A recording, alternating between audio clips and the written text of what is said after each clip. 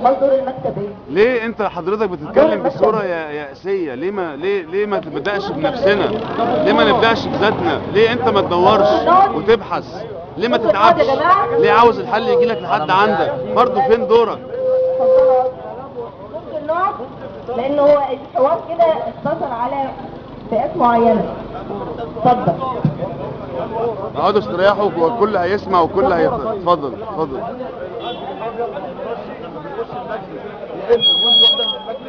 طبعا. هتعملي كده؟ ان انا افتح لكم مكتب واقدر اديره بحيث ان انا اوصل لكم الخدمات. مش ده المهم عندي؟ انا بقول لك انا مش سيدة اعمال على فكره. على فكره المجلس ممكن يجيب لك منافع اكثر منها انت بتقبضها. يعني هو بيدخل في الكفايه، لكن انا ممكن لو سيدة اعمال اجيب ليا مصالح اكثر منها. انا بقول لك انا مش سيدة اعمال وزوجي مش رجل اعمال، احنا طبقات متوسطه داخلين عشان نمثل اصواتنا داخل البرلمان. انت مصدق الكلام ده ولا مش مصدقه؟ ده حاجه خاصه بيك. فاهمني؟ اما المبلغ اللي انت بتتكلم عليه ده مبلغ لا يمثل شيء بالنسبه لرجل اعمال. يعني ما تفتكرش رجل الاعمال داخل عشان ياخد المبلغ بتاع مجلس الشعب. الانتخابات دي ماشيه بالوقت. انا موجهه حاسب آلي بالتربيه والتعليم ومستشار اعلام. الانتخابات دي ماشيه. طب احنا هنشوف، انزل بس وانت رشح اللي انت بتمثله وهنشوف ان هي داخله واسطه ولا مش واسطه. تمام؟ ونلتقي. لازم ترشح اللي انت مقتنع بيه. لازم ترشح اللي انت مقتنع بيه. انا هنتفق، بس كل ده في الاخر طبعا واسطه.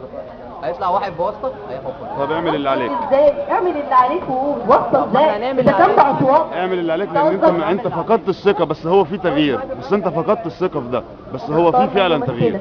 ومن يمثلك ده هو اللي جرب واعمل اللي عليك المره دي وهيحل مشاكلك. مش هيبقى فضيلك. مش في مكتب. امال انت عايزه ان هو ما يحضرش المجلس ويقعد؟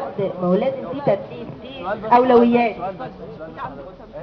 انا 21 سنه تمام. اي واحد هيترشح من الناس اللي مترشحه دي كلها هيكسب وهيخش مجلس الشعب، واول لما يبقى في مجلس الشعب هيدينا على قفانا كلنا، ولا هينفعنا بحاجه. هنروح للمكتب مش هنروح للمكتب، ولا هيحل لنا مشاكلنا ولا هيعمل لنا اي حاجه. عشان كده كل الشباب اللي قاعده دي ولا واحد فيهم هيدي صوت لحد.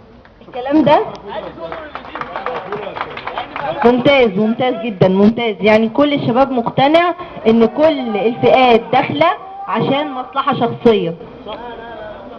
اعتقد ان اللي داخل عشان مصلحه شخصيه فئات معينه.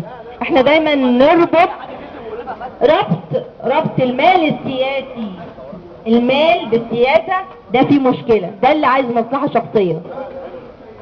ربط الدين بالسياسة ده مصلحة شخصية او مصلحة اتجاهية. يبقى عندي حاجتين: ربط مال بسياسة، يبقى انا عايزة ادعم المال ده بتاعي بايه؟ بالسياسة. لكن افرض في فئات من المجتمع بتمثلك فعلا نازلالك، ليه ما تصدقش ان هي عايزة تخدم؟ ليه ما نصدقش؟ ادينا امارة، رشح وهنديك الامارة. اعمل اللي عليك.